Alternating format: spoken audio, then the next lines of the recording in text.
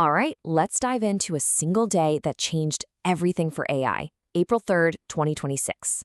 On the surface, three completely separate things happened.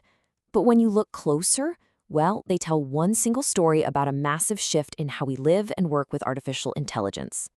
This quote from the Daily AI Ledger just nails it. For so long, AI was this vague concept up in the clouds somewhere.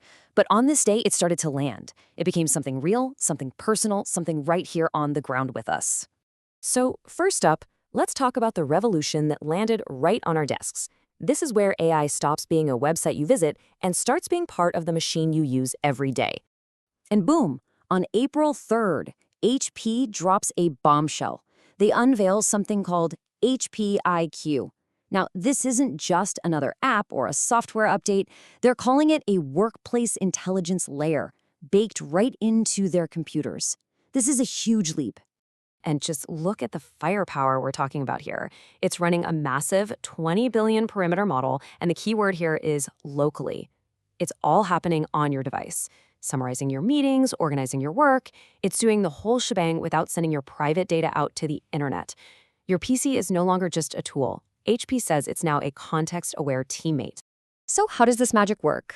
Well, it's pretty simple, actually. It's called on-device AI, and it does exactly what it says on the tin. All the heavy computational lifting happens right there, on your machine. Nothing goes to the cloud, period. And here's why that's such a huge deal. With the old-school cloud AI, your data gets shipped off to who knows where. That means privacy risks, it means lag, but with on-device AI like this, everything stays with you. It's faster, it's way more secure, and it's private by its very design. For anyone working with sensitive info, this is a total game changer. Okay, so that's the shiny, amazing new tech on our desks. But on the exact same day, a totally different story was breaking. One that shows the other side of this coin. We're going from the AI on your personal device to the strain it's putting on the public grid. This is the question that suddenly everyone started asking. All this incredible AI processing, chugging away in these gigantic data centers. It feels kind of magical, maybe even free. But it's not. It has to get its power from somewhere. So what's the real price tag? And on April 3rd, 2026, we got a pretty dramatic answer. In a move that sent shockwaves through the industry, the state of Maine took steps to stop all new large-scale AI data centers from being built. This was the first time any state in the US basically said, whoa, hold on a second. So why pump the brakes so hard? Well, their reasons were crystal clear. Lawmakers called the electricity demand unsustainable. They were worried these huge AI factories would make power bills skyrocket for regular people. And at the end of the day, they decided that keeping the lights on for everyone was more important than fueling the non-stop AI gold rush.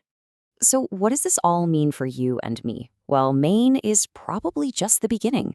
As more places realize the strain, the cost of running these massive AI models is going to go up.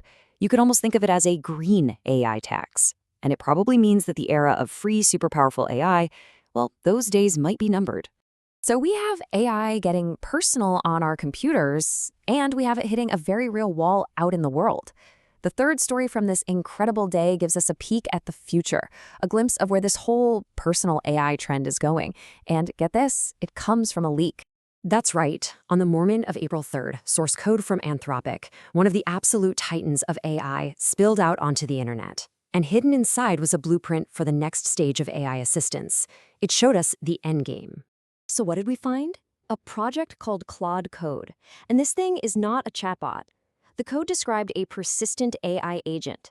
It's designed to live inside your computer's terminal, always on, always active. And maybe the most telling detail of all?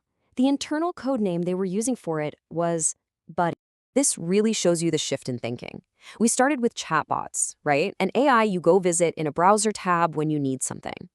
This leak shows we're moving to a persistent agent, an AI that's just there, running in the background. But the final step, the end game, is an AI that's basically an always-on operating system. It's not a tool you use anymore. It's a permanent digital partner. So let's put the pieces together. 3 stories from one day. What does this new world of local personal AI actually mean for us? You see how it all connects, right? On a single day, HP puts a powerful private AI right on our desks. At the exact same time, Maine puts up a stop sign, showing that the old way of doing AI in the cloud is hitting its physical limits. And then the Anthropic leak shows us where it's all headed. AI is evolving from a tool into an always-on teammate. And it all boils down to this one big question.